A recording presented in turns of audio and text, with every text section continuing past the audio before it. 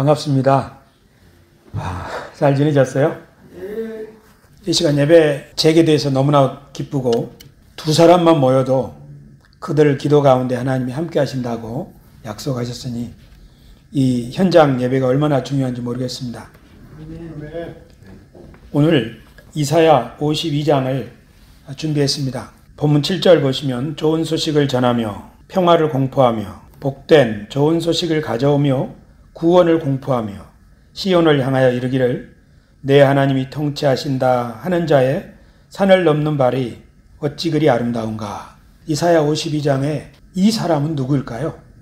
좋은 소식을 들고 오는 사람, 평화를 공포하는 사람. 그 사람이 시온을 향하여 외치기 때문에 시온을 향하여 소식을 전하는 사람이죠. 근데 뭐라고 소식을 전합니까? 내 하나님이 통치하신다. 이 말이 왜 좋은 소식일까요? 지금 이 이사야의 말씀은 이스라엘 백성들이 바벨론 포로로 끌려갔기 때문에 아브라함의 자손이지만 현실은 다른 나라에 종살이 하는 거죠. 그런 사람들에게 하나님이 갑작스러운 해방을 주시는 거예요. 이제는 너희가 더 이상 종노릇하지 않는다. 그냥 끌려갔으니까 다시 돌아올 수 있게 하겠다 하는 내용이 이사야 52장입니다. 그래서 1절에 시온이여 깰지어다 내 힘을 낼지어다 하고 하나님의 백성들을 향하여 일어나라 하는 거예요. 아마 이들은 70년 이상 포로 생활했기 때문에 굉장히 좌절감 속에 있었을 것입니다. 우리가 아브라함의 자손인데 이방의 신들이 우리 신을 이긴 거 아닌가. 그들의 말대로 우리는 조소와 조롱거리가 되었기 때문에 그렇게 기죽어 있던 사람들이죠. 신앙의 자존심을 잃어버리면 아마 일상을 살아가는데도 그 삶의 자존심도 상실되기가 쉽죠. 그래서 어쩌면 자포자기로 살 수가 있을 것입니다. 그런데 하나님이 이사야에게 이 좋은 말씀, 복음을 증거케 하셨죠. 만약에 이 소식을 들은 사람, 하나님이 이제 너희를 풀어주신다. 이 사실을, 이 복음을 기쁨으로 받아들이는 사람은 어떻게 되겠습니까?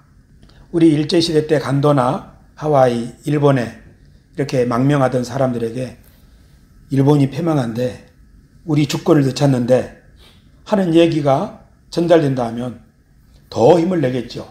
어쩌면 꿈없이 살아가는 사람들도 이래서는 안 되겠다. 돌아갈 준비해야 되겠다. 그런 생각을 하겠죠.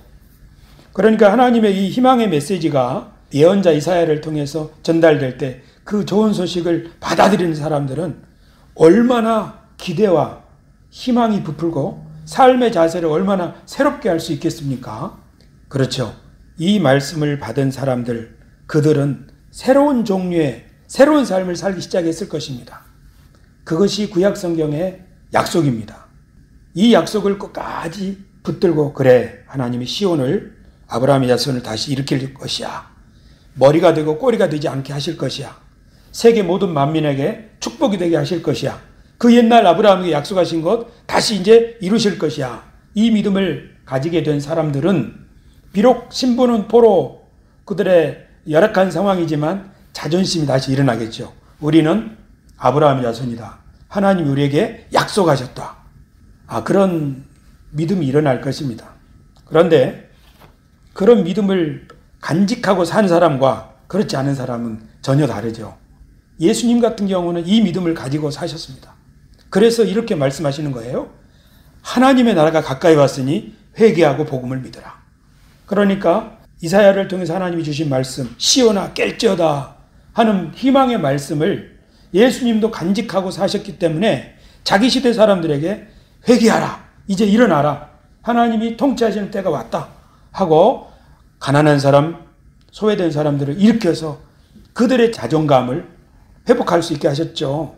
우리가 아는 대로 사마리아 여인 같은 경우는 5 남자와 살고 지금 있는 남자도 결혼하지 않는 상태니까 얼마나 밑바닥입니까? 그런데 복음을 통해서 그 여자를 회복하니까 이 여자가 동네로 달려가지 않습니까? 내가 그리스도를 만났다. 삭개오도 마찬가지죠.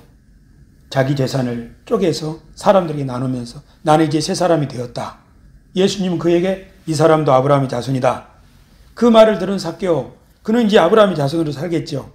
아브라함의 자손이 뭡니까? 이삭처럼 사는 거죠. 에서가 아닌 야곱처럼 사는 거죠.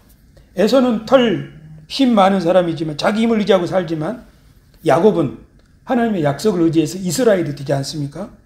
그러니까 하나님은 그 백성들을 부르셔서 아브라함의 언약을 생각나게 하시고 또 하나님이 그들을 원래 지으셨을 때 하나님의 형상대로 지으셨다고 하는 인간이 얼마나 가치 있고 하나님께서 인간을 통해서 무슨 일을 하시는지에 대한 꿈을 계속적으로 들려주시고 예언자들을 통해서 일깨워 주시고 그리고 예수님을 통하여 사람들에게 전파하시고 그런데 예수님이 그 하나님 나라의 복음을 전하시고 하나님이 우리를 통해서 새 일을 행하실 거라고 자기 백성을 죄에서 구원하시려고 할 때 사람들은 거부했죠.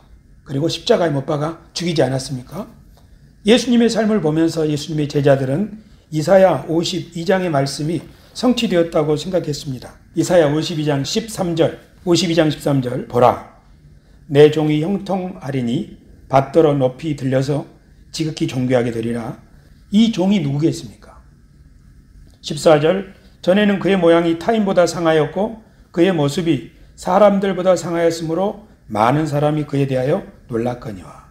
이 고난받은 종, 이 종이 바로 예수님이라는 것을 예수님의 제자들은 깨달았습니다. 우리 53장에 그가 찔림은 이렇게 예수님이라고 이해를 했죠. 하지만 이 고난받는 종은 사실 포로로 끌려간 이스라엘 백성들을 원래 의미합니다. 이스라엘 백성들이 열방에 짓밟았죠. 가장 천한 모습이 됐지 않습니까? 하나님 그 종들을 높이 일으켜서 열왕들 앞에 사람들 앞에 비밀을 말하게 할 전령으로 삼겠다는 뜻이지요. 이것은 굉장히 의미 있는 말씀입니다.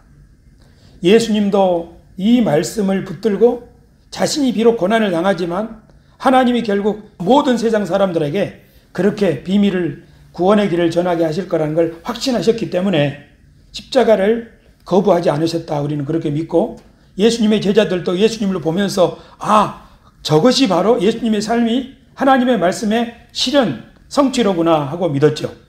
그리고 실제로 그렇게 소개했죠. 아마 그리고 예수님의 제자들도 우리들도 그렇다. 복음을 들고 산을 넘는 자의 아름다운 그 발걸음은 예수님이죠. 구약에서는 이사야죠. 그리고 그 예언의 말씀을 믿는 모든 사람들이 그렇게 살았지요.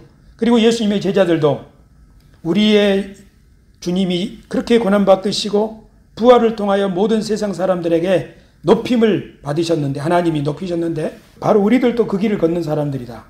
우리는 박해를 받고 우리는 소수이고 우리는 적지만 하나님이 우리를 원래 아브라함의 자손으로 부르시고 또 예수 그리스도 안에서 우리들을 어떻게 새롭게 하셨는지를 깨달았기 때문에 이 복음의 은혜와 비밀을 그리고 앞으로 하나님이 어떤 세상을 우리에게 주실 것이다 하는 것을 확신했기 때문에 사람들에게 전하는 거죠. 무엇을 전하는 거죠? 좋은 소식을요. 그 좋은 소식이 뭐예요? 하나님이 다스리신다. 구약으로 말하면 페르시아나 바벨론이 이 세상의 통치자가 아니라 하나님이 주권에 따라서 바벨론도 낮추시고 페르시아도 문을 닫게 하시는 분 아니냐. 하나님이 통치하신다 하는 거죠. 오늘 우리들에게도 적용되는 말씀입니다. 돈이 세상을 통치하는 것이 아니고 권력자들이 세상을 좌지우지하는 것 같지만 이 세상은 하나님이 통치하신다. 어떻게 통치하신다? 그 백성들, 고난받은 백성들, 소수인 백성들, 그들을 불러서 그들을 존귀하게 하시고 그들의 입을 통하여 세상의 비밀을, 즉 구원의 길을 알리신다는 거죠. 원래 하나님은 그렇게 일하시는 분 아닙니까? 요셉을 종으로 팔려가게 하셨다가 온 세상을 구원할 사분아빠 아내야 생명의 주가 되게 하시지요. 아브라함을 또 애굽에서 수모를 당하게 하셨다가 아브라함을 불러서 열국의 아비가 되게 하시지요.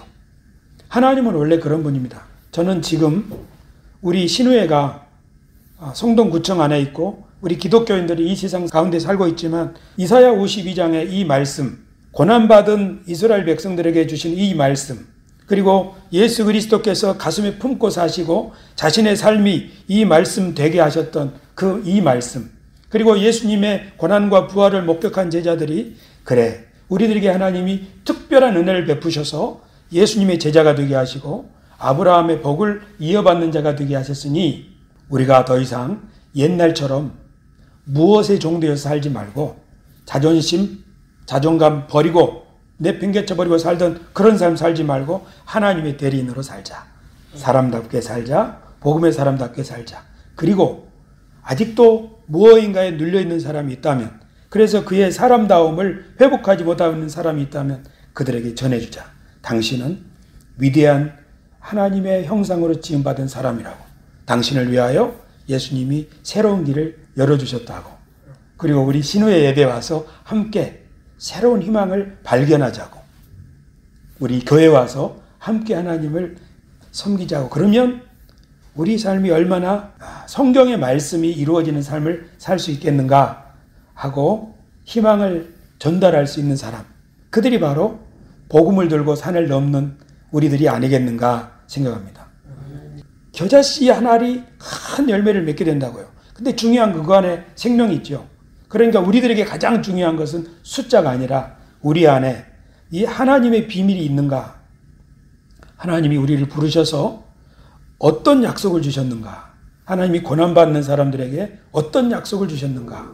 그리고 그 약속을 우리가 믿음으로 받아들인다면 우리는 우리의 삶을 기쁨으로 살아가고, 그리고 또 기도하면서 누군가를 일으켜 세울 수 있는 예수님 같은 삶을 살 수 있을 줄로 믿습니다. 그 날이 쌓이면 결국은 성동구청이 복음화되지 않겠습니까? 그런 날이 쌓이면 우리 인생은 결국 풍성한 소출을 거두는 것 아니겠습니까? 이런 희망을 가지고 우리 함께 기도했으면 합니다. 같이 이 시간 잠깐 기도하겠습니다. 한 1분 동안 우리가 주님의 약속을 받고 그 말씀이 우리의 삶이 되게 하여 주옵소서. 우리 신우회원들이 이 좋은 소식을 전하는 전령들이 되게 하옵시고 구청에 이 아름다운 소식이 전파되게 하옵소서. 합심해서 기도하겠습니다. 할렐루야, 할렐루야. 존귀하신 우리 아버지 하나님 감사를 드립니다. 하나님께서 인간을 아름답고 존귀하게 지으시고 특별히 아브라함을 부르시고 우리 주 예수 그리스도를 통하여 우리들도 아브라함의 복에 동참할 수 있게 해주심을 감사를 드립니다. 먼저 우리들에게 하나님의 자녀됨의 은총을 베풀어 주시고 우리들에게 고난받는 자가 어떻게 하나님의 일꾼으로 동역자로 쓰임받는지 소망을 주셔서 감사를 드립니다. 하나님 성동구청 신우회 안에 하나님께서 이 소망과 기대와 믿음을 가진 사람들이 한 사람 한 사람 늘어나서 우리들의 삶이 좋은 소식을 들고 살아가는 희망과 또 소망과 자존감을 가지고 이 땅을 일궈가는 귀한 농부들로서 살게 하여 주시옵고 신우회에 속한 모든 회원들 한 사람 한 사람에게 이 좋은 소식을 전하는 전령의 삶 또한 낮은 자들을 일으켜 세울 수 있는 함께 손잡고 일으켜 세울 수 있는 그런 일꾼들이 될 수 있도록 도와주시옵소서. 그래서 성동구청이 온전히 복음화되고 성동구청 안에 있는 모든 공직자들이 이렇게 이 성동구 전체를 회복시킬 수 있는 선한 청지기들로 일어날 수 있도록 도와주시옵소서. 이 모든 말씀 우리 주 예수 그리스도 이름으로 기도드리옵나이다. 아멘.